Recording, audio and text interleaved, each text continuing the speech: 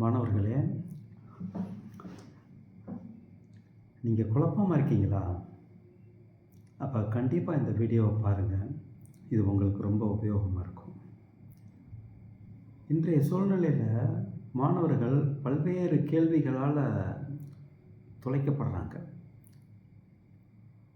என்ன படிக்கலாம்? என்ன வேலை கிடைக்கும்?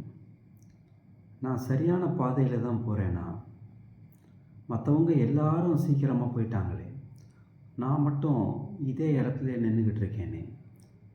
இது மாதிரியான கேள்விகள் மாணவர்களுடைய மனசை தினந்தோறும் தொலைத்து கொண்டிருக்கின்றன. ஆனால் உண்மை என்ன தெரியுமா? நீங்கள் குழப்பமாக இருக்கீங்க அப்படின்னா நீங்கள் யோசிக்க ஆரம்பிச்சிருக்கீங்கன்னு அர்த்தம்.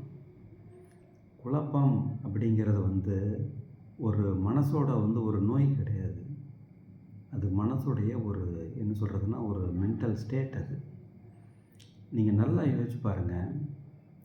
யோசிக்காமல் இருக்கிறவங்க வேகமாக கூட ஓடலாம். ஆனால் அவர்கள் இலக்கு தெரியாமல் ஓடிக்கொண்டிருக்கிறார்கள். அவங்க மிக விரைவாகவே பாதை மாறி செல்லவும் வாய்ப்பு இருக்குது, அல்லது சோர்வடையவும் வாய்ப்பு இருக்குது.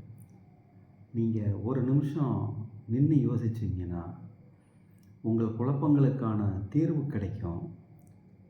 நம்புங்க, நீங்கள் யோசிக்க ஆரம்பிச்சிங்கன்னா நீங்கள் சரியான பாதையில் தான் சென்று கொண்டிருக்கிறீர்கள். உங்களுடைய பயணம் சற்று மெதுவாக இருந்தாலுமே அது சீரானதாக, வளர்ச்சியானதாக இருக்கும். ஆகவே குழப்பமே தெளிவுக்கான ஒரு பாதை என்பதை உணருங்கள். நன்றி.